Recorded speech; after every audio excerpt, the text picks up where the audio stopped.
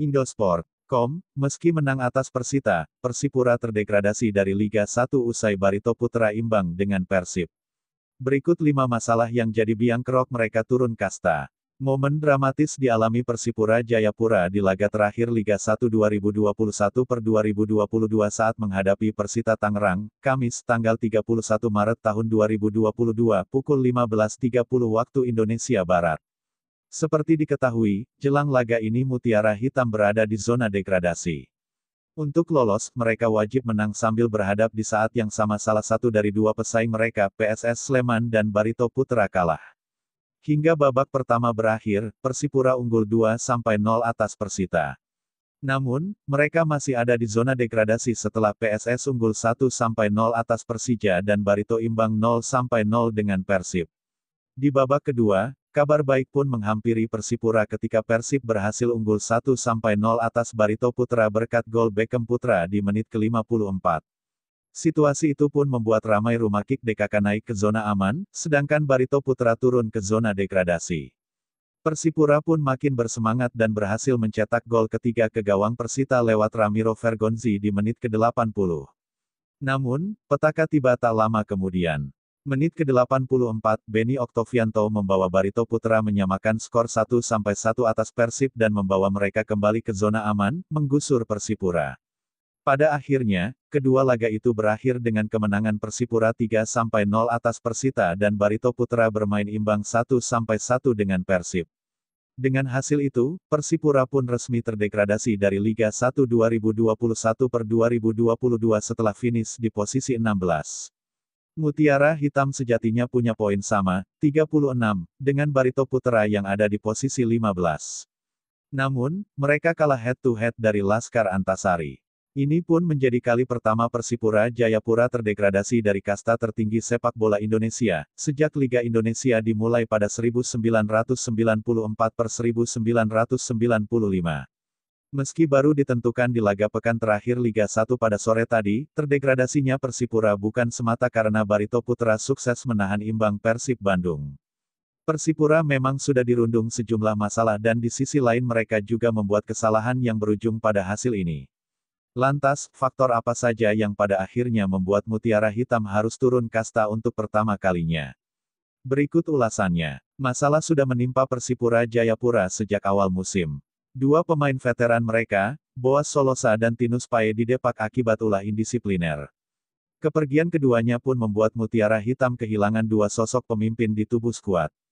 Apalagi, skuad mereka banyak diisi oleh para pemain muda yang membutuhkan bimbingan sosok senior. Tinus Pae memang akhirnya kembali ke Persipura pada putaran kedua. Namun, kehadirannya bisa dibilang sudah terlambat. Sanksi Todd Rivaldo Ferre dan absennya ramai Rumakik usai kehilangan Boas Solosa dan Tinus Pae, Persipura kembali harus ditinggal dua pemain andalan mereka yakni Todd Rivaldo Ferre dan Ramai Rumakik. Todd Ferre diskorsing 12 bulan setelah kedapatan memukul wasit dan mengucapkan kata-kata kotor dan sudah tak bisa lagi membela Persipura sejak pekan ke-12. Padahal, sebelum dihukum Todd Ferre adalah starter tak tergantikan yang selalu tampil dalam 11 laga dan mencetak 1 gol dan 1 assist. Sementara itu, Ramai Rumakik keluar masuk pelatnas sehingga pada akhirnya hanya bisa membela Persipura di 13 laga Liga 1. Performa buruk dan pengurangan poin performa buruk di putaran pertama Persipura memang menyuguhkan performa apik jelang akhir musim ini. Mereka tak terkalahkan dalam 7 laga beruntun dengan rincian 5 menang dan 2 seri, dengan 4 kemenangan diraih secara beruntun. Namun, pada akhirnya rangkaian hasil apik itu tak mampu menyelamatkan mereka.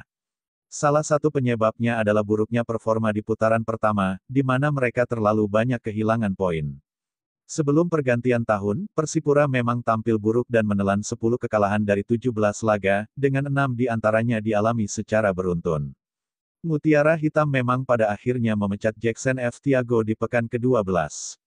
Namun hal itu dinilai terlambat dan pelatih baru Alfredo Vera butuh lebih banyak waktu untuk memperbaiki tim.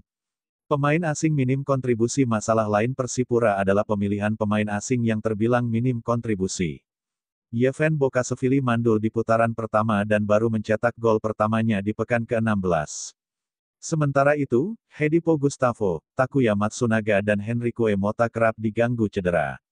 Mota bahkan akhirnya dilepas di putaran kedua. Di sisi lain, Ramiro Vergonzi yang didatangkan di putaran kedua juga mandul dan baru bisa mencetak gol di 3 laga terakhir setelah melempem di 10 laga pertamanya bersama Mutiara Hitam. Hukuman poin pada awal bulan ini, Persipura mendapatkan hukuman pengurangan 3 poin akibat tidak hadir di laga pekan ke-22 Liga 1 melawan Madura United yang seharusnya digelar pada tanggal 22 Februari. Ketika itu, Mutiara Hitam beralasan kekurangan pemain akibat badai COVID-19.